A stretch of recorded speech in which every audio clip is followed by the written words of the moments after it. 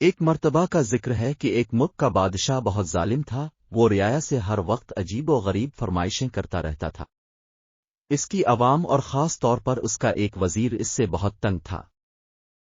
وزیر ایک نیک دل اور عقل مند انسان تھا، جس کی وجہ سے ملک کے حالات کافی بہتر تھے۔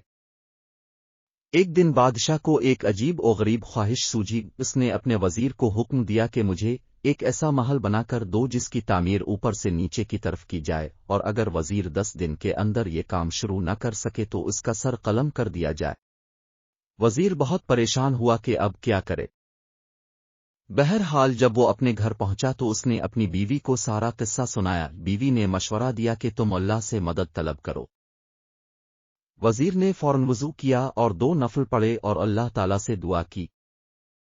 دعا کرتے کرتے وزیر کو نیند آ گئی۔ خواب میں کیا دیکھتا ہے کہ وہ ایک جنگل میں جا رہا ہے کہ اس کو کوئی چمکتی ہوئی چیز ملتی ہے، جسے لے کر وہ بادشاہ کو دے دیتا ہے اور بادشاہ بہت خوش ہوتا ہے۔ صبح وزیر نے اپنی بیوی کو سارا خواب سنایا تو بیوی نے فوراً کہا کہ جنگل کی طرف جاؤ، وہاں سے تمہیں مدد ملے گی۔ وزیر نے اگلے دن رخت سفر باندھا اور جنگل کی طرف نکل پڑا۔ وہ تھوڑا بہت آرام کرتا اور پھر چل پڑتا۔ چلتے چلتے اس کو 5 دن ہو گئے لیکن کچھ کامیابی نہ ملی، تو اس نے سوچا کہ چلو اب واپس چلتے ہیں، اس مسئلے کا کوئی حل نہیں۔ جب وہ واپس موڑنے لگا تو اچانک اس کی نظر ایک خرگوش پر پڑی جو بیچارہ شکنجے میں پھنسا ہوا تھا۔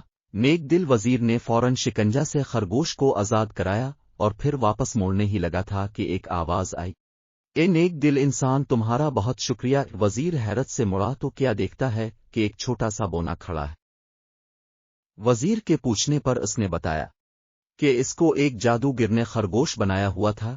شکنجا کھولتے ہی جادوگر کا اثر زائل ہو گیا۔ وزیر نے اسے اپنی مشکل بتائی تو بونے نے اسے اپنے ساتھ چلنے کو کہا۔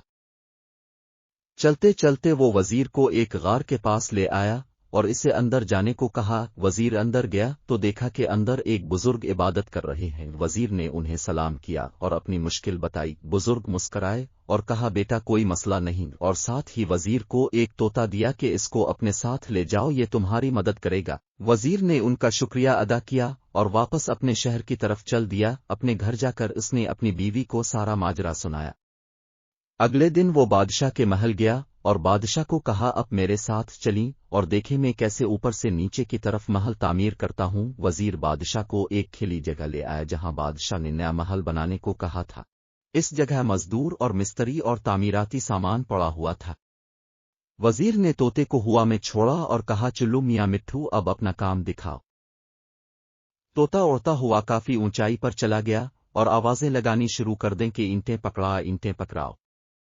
بادشاہ یہ سن کر غصہ میں آ گیا اور وزیر کو کہا، بھلا اتنی زیادہ اونچائی پر کوئی اینٹ کیسے پہنچائے گا؟ وزیر یہ سن کر بولا، حضور والا، اگر اتنی اونچائی پر اینٹیں نہیں پہنچائی جا سکتی تو اوپر سے نیچے تعمیر کیسے کی جا سکتی ہے؟ بادشاہ وزیر کی عقلمندی دیکھ کر بہت خوش ہوا اور اس نے اپنے غلط کاموں کی معافی مانگی، اور وہ بھی ایک نیک دل اور اچھا انسان بن گیا۔